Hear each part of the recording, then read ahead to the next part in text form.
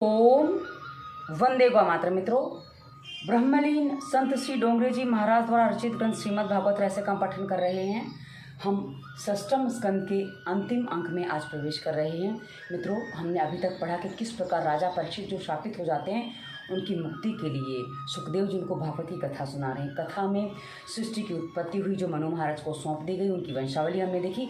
और पिछले अंक में हमने जाना था कि वृत्तासुर जो ईश्वर की भव्य स्तुति करता है और वो स्तुति करने के बाद भी वृत्तासुर राक्षस कैसे बना था, इस संबंध में प्रश्न सुखदेव जी से परीक्षित राजा करते हैं। तो वो कथा आज हम आगे बढ़ा रहे हैं। चलिए पहले मंगलाचरण कर लेते हैं।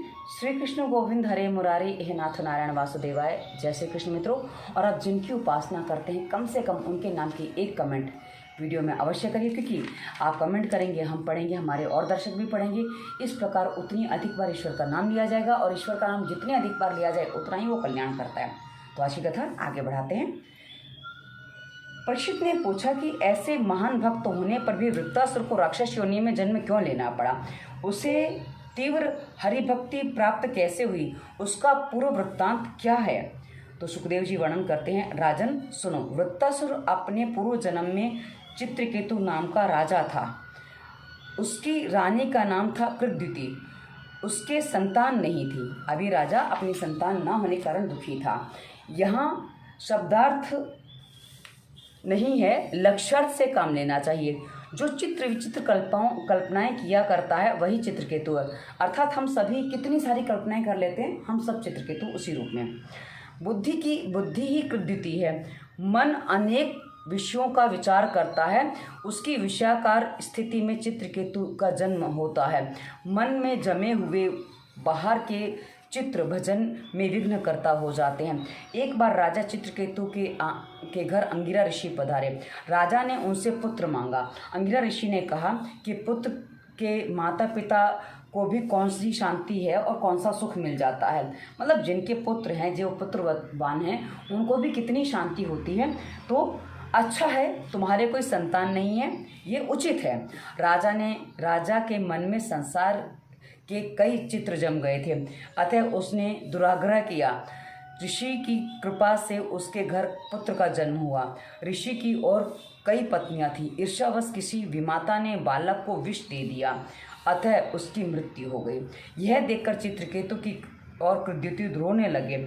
ऐसे शोक के समय वहाँ अंगिरा ऋषि के साथ देवर्षि नारद आए।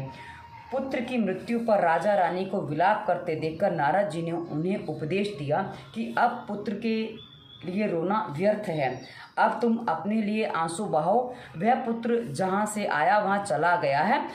पुत्र 4 प्रकार के होते हैं, क्योंकि नारद जी अब उनको उपदेश दे रहे हैं कि भाई पुत्र किस किस प्रकार से हमारे घर में जो आते हैं वो क्या क्या होते हैं, वो बता रहे हैं।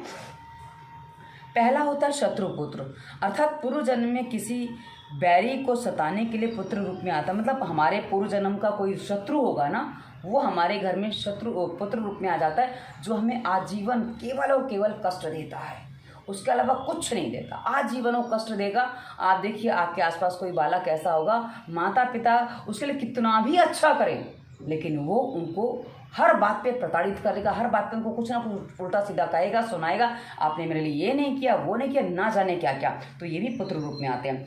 दूसरा ऋणानुबंधी पुत्र, पूर्व जन्म का ऋणदाता अपना बकाया वसूल करने के लिए भी पुत्र रूप में आता है। अब पूर्व जन्म में जो बकाया लेने आता है, उस पर मुझे एक छोटी सी कहानी याद आती है, मैं आपको सुनाना चाहूँगी, क्योंकि बड़ी अच्छी कहानी है, बहुत कुछ समझने लायक कहानी है। एक बार क्या होता है कि ये उस समय की बात है जब लोग यात्रा करते थे और किसी के यहाँ भी विश्राम कर लेते थे। एक दिन एक नगर सेठ का दरवाज़ा खटखटाया जाता है। तो नगर सेठ दरवाज़ा खोलते हैं तो बाहर एक साधु महाराज खड़े होते हैं। नगर सेठ ने पूछा क्या काम है, तो बोले रात्रि विश्राम करना है, क्या प्रवेश मिलेगा। तो ठीक है, रात्र वो प्रवेश करते हैं। शाम का समय हो, संध्या काल होता है, प्रवेश करते हैं तो उनको भोजन आदि दिया जाता है। भोजन करने के बाद अब जब साधु सन्यासी घर में आते तो थोड़ा सत्संग भी होता है, तो उनके साथ सत्संग हुआ।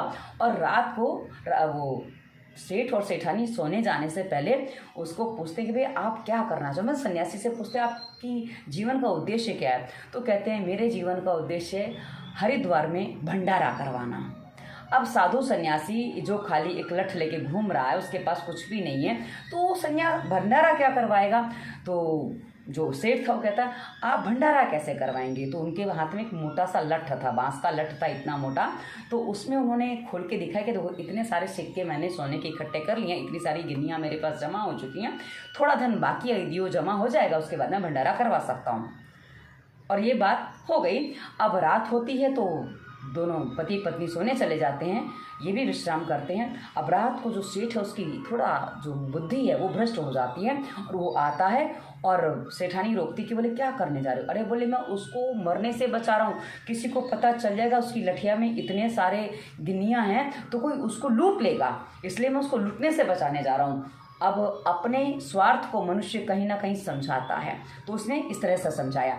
अब आया, उसने उसकी लठिया में से वो सिक्के सारे निकाले और उतने ही वजन के उसमें पत्थर भर दिए ताकि वजन हल्का ना हो, नहीं तो हल्की हो जाएगी तो महाराज को पता चल जाएगा। अब वहाँ से निकले महाराज और उनके पास और इकट्ठे हो गए, क्योंकि रोज़ तो गिनने वाली सन्यासी का क्या काम रोज़ गिनने का, भाई इकट्ठे हो गए। उनको लगा कि अब धन पर्याप्त हो गया है, अब सिक्के पर्याप्त हो गए हैं, तो उन्होंने भंडारे के लिए अपना सामान मंगवा लिया, आदेश दे दिया। अब जब पेमेंट करने की बारी आई, भुगतान भी तो करना पड़ेगा ना, तो जब खोला तो अंदर तो पत्थर हैं। सन्यासी लोकलाज से, सबके डर से उन्होंने सीधा गंगा जी में जल समाधि ले ली और शरीर छूट गया।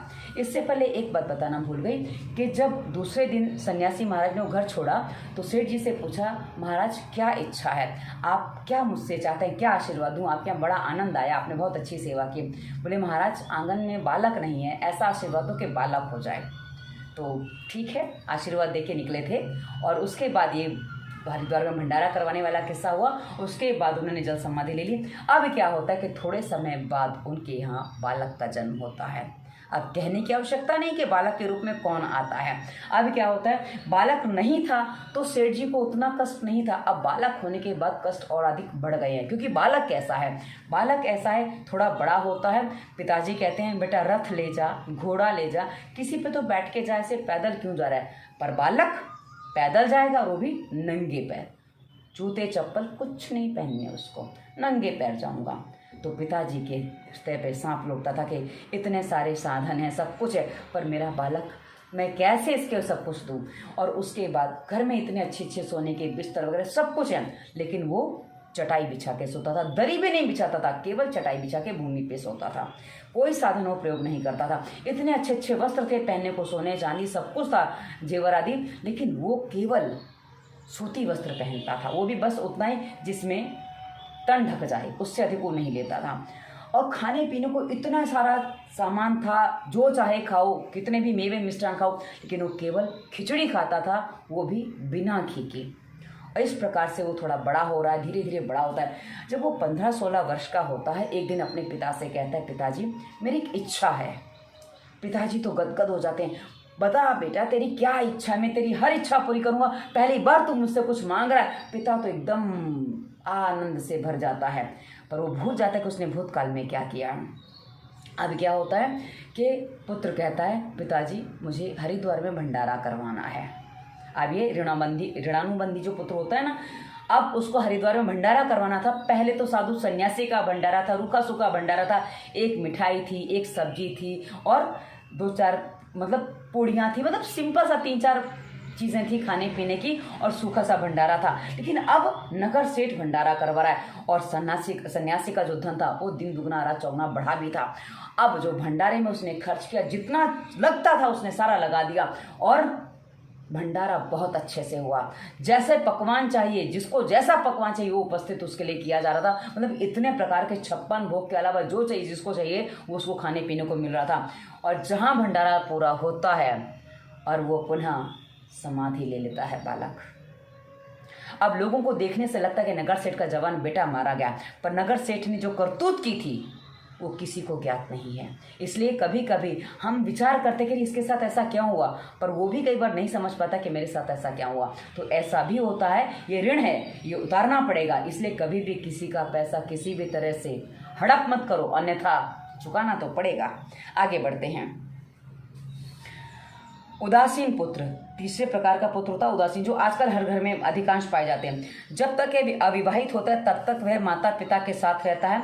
माता पिता ने से ना तो वह कुछ लेता है और ना ही उनको कुछ देता है। ऐसा पुत्र विवाहित होने पर माता पिता से पृथक हो जाता है। माता पिता की यह इच्छा होती है कि पुत्र का विवाह होने पर उसके 4 हाथ होंगे और उनकी सेवा करेगा, पर यह सोचते समय ये भूल जाते हैं कि 4 हाथ के साथ 4 पैर भी होंगे। और विवाह के बाद अधिकतर मनुष्य पशुवत जीवन जीने लग जाता है। हम सामान्य स्थिति में वही देखते हैं। सेवक पुत्र पूर्व जन्म में किसी से सेवा पाई होगी, यानी कि सेवक पुत्र जिसने हमसे सेवा पाई, हम यानी कि हमने जिसकी सेवा की वो पुत्र रूप में आता है, वो कहा गया है। तो सेवक पुत्र कैसा होता है? पूर्व जन्म में किसी से ने सेवा पाई होगी, अतः वह इस जन्म में उसका अपना जो ऋण है उसको उतारने के लिए आया है।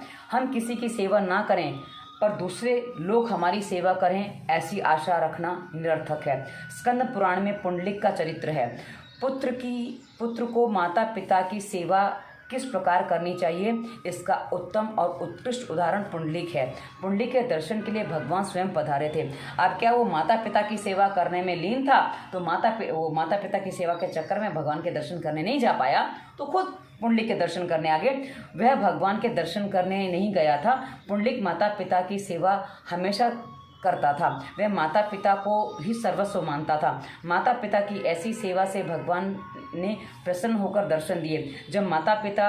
जब भगवान द्वार पर आए तब पुंडलिक तो माता पिता की सेवा में लीन था। वह तो बेचारा गरीब था, उसकी एक छोटी सी कुटिया थी, अंदर बैठने के लिए एक स्थान तक ना था। भगवान बाहर ही खड़े थे, पुंडलिक की प्रतीक्षा करने लगे थे। माता पिता की सेवा में व्यस्त पुंडलिक ने भगवान से कहा, माता पिता की सेवा के फलस्वरूप आप मुझे मिले, अतः मुझे उनकी सेवा प्रथम करनी है। और उसने एक ईंट फेंकते हुए भगवान से कहा, मैं जब तक माता पिता की सेवा पूरी ना कर लूं तब तक आप इस पर खड़े रहिए। भगवान साक्षात प्रकट हुए हैं, फिर भी पुंडलिक ने माता पिता की सेवा का कार्य अधूरा ना छोड़ा। भगवान ईंट पर खड़े रहे, ईंट से वींट बना और उसका नाम विठोबा हुआ। विठोबा नाम किस तरह पड़ा वो बताया गया है। खड़े खड़े भगवान जब थक गए तो उन्होंने एक हाथ कटी पर यानी कि कमर पर रख लिया। आज ही पंढरपुर में वे इसी मुद्रा में खड़े हुए हैं। पुंडलिक ने उन्हें जिस तरह खड़े रहने को कहा था वैसे ही आज भी वे खड़े हुए हैं। कटी पर हाथ रखकर बताते हैं कि मेरे पास आने वाले के लिए, मेरा आसरा लेने वाले के लिए संसार मात्र इतना, अर्थात कटी जितना ऊंचा या गहरा है। भगवान पांडुरंग की स्तुति का स्त्रोत श्रीमद् शंकराचार्य ने इस प्रकार रचा है। भवाब्दे प्रमाणम इदम मामकानां नितंबम कराभ्याम धृतो येन यत्नात् समागत्य तिष्ठत् आनंदकंदम परब्रह्मलिंगम भजे पांडुरंगम। भवाब्दे प्रमाणम इदम, किंतु किसके लिए, ये किसके लिए है, मतलब कमर तक किसके लिए है वो बात बताई जा रही है। जो भगवान का बन जाए उसके लिए। नारद जी राजा चित्रकेतु से कहते कि राजन, तुम्हारा शत्रु ही पुत्र बनकर जन्मा था, अतः अच्छा हुआ वह मर गया। तुम्हें तो आनंद ही मनाना चाहिए। घर, धन, पत्नी, विविध ऐश्वर्य, शब्दादि विषय, राज्य, समृद्धि, सेवा, मित्रजन, संबंधी आदि सभी शोक, मोह, भय और दुख के दाता ही हैं। ये सभी नाशवान हैं। जीव के हजारों जन्म हो रहे हैं और होते रहेंगे। इनमें कौन से जन्म का सगा और कौन सा संबंधी। जिस प्रकार जल प्रवाह में बालू के कण कभी इकट्ठे होते हैं और कभी बिखर जाते हैं, उसी प्रकार उसी समय के प्रवाह में सारे प्राणी इकट्ठे होते हैं और फिर उसमें से बिछुड़ जाते हैं। यानी कि जैसे बालू के कण इकट्ठे हुए, अब कौन अपना दूसरी लहर आएगी तो फिर बिखर जाएंगे, तो वैसे ही हमारे संबंधी हर जन्म में मिलते हैं और नए जन्म में कुछ और मिलते हैं, ऐसा कहने का तात्पर्य। उस मृत पुत्र राजकुमार की जीवात्मा को लाया गया तो वह किसी को भी पहचान नहीं पा रहा था। उसने कहा, मेरे तो हजारों जन्म हो गए हैं, मैं उनमें से कौन कौन से जन्म के माता पिता को याद रखूं।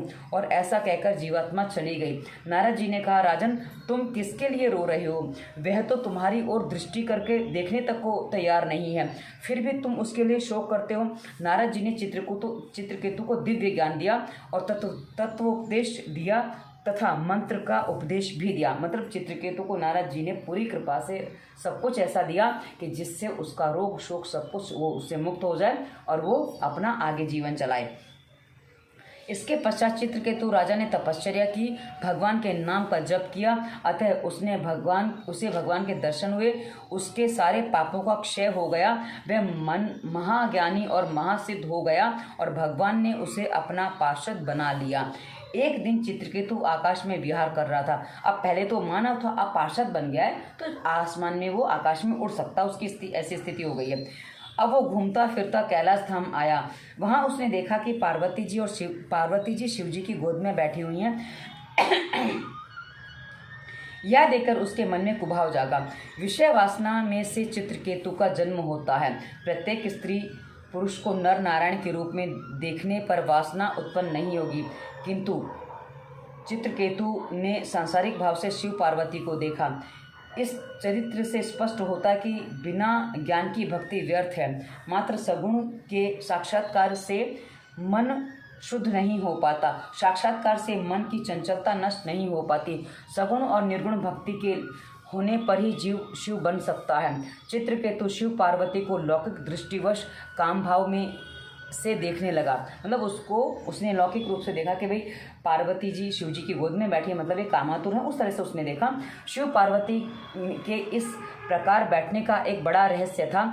एक बार कामदेव ने शिव जी से युद्ध करना चाहा।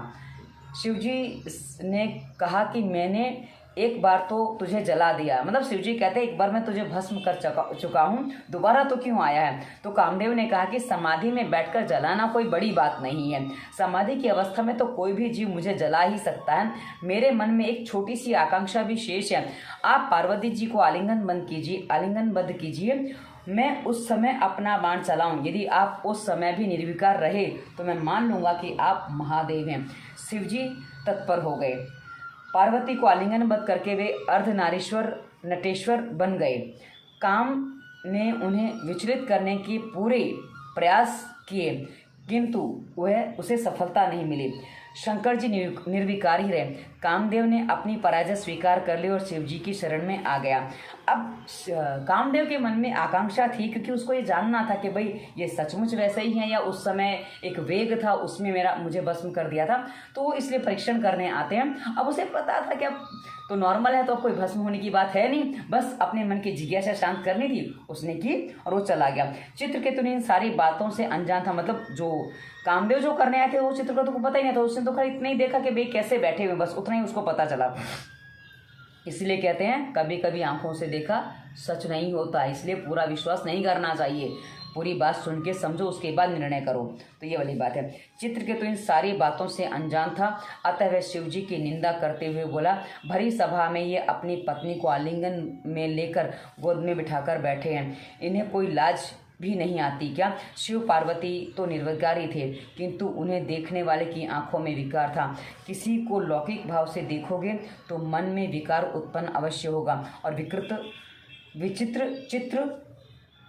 रूप के चित्र भी मन में आ जाएंगे। इस प्रकार लौकिक भाव से देखने के कारण चित्रकेतु का पतन हुआ। उसकी निंदा से शिवजी को तो कोई प्रभाव नहीं पड़ा। जिसके सिर पर ज्ञान की गंगा हो उससे निंदा रस प्रभावित नहीं करती, किंतु पार्वती के लिए यह बात असह्य थी। उन्होंने चित्रकेतु को शाप दिया, उद्धत तेरा अब असुर योनि में जन्म होगा। चित्रकेतु पार्वती माता से क्षमा याचना करने लगा तो देवी ने कहा, दूसरे जन्म में तुझे अनन्य भक्ति प्राप्त होगी और तेरा उद्धार होगा। पार्वती के शाप के कारण चित्रकेतु को वृत्तासुर के रूप में जन्म लेना पड़ा। मन चित्रकेतु यदि शुभ कल्पना करे, अर्थात कि जिस प्रकार चित्रकेतु ने वृत्तासुर के रूप की थी, वृत्तासुर के रूप में की थी, मतलब वृत्तासुर के रूप में किस तरह उस ईश्वर की स्तुति करता, हमने पिछले अंक में पढ़ा था। तो ऐसी यदि कल्पना करे तो अच्छा होता, शुभ होती है। तो अंत में सुख तो होता ही है और दुष्ट कल्पना का नाश भी होता है और दुख नहीं होता है। नारद जी और अंगिरा जैसे संतों के समागम से मन बुद्धि ऊर्ध्वगामी बनते हैं। मन में विषयों के चित्र न उभरें और सात्विक भाव जगे, इसके लिए लक्ष्मी नारायण का सतत पूजन करो। विष्णु सत्वगुण के अधिपति देव हैं, उनकी सेवा करने से मन में सात्विक भाव की जागृति होती है। विषयों से चित्र विषयों के चित्र अंदर होते हैं, आंख मूंद कर बैठोगे तो वे बाहर आएंगे। इन चित्रों को मिटाने के लिए लक्ष्मी नारायण की सेवा करना आवश्यक है। दिति के दोनों पुत्रों की मृत्यु हो गई। दिति ने इंद्र को मारने के लिए व्रत किया।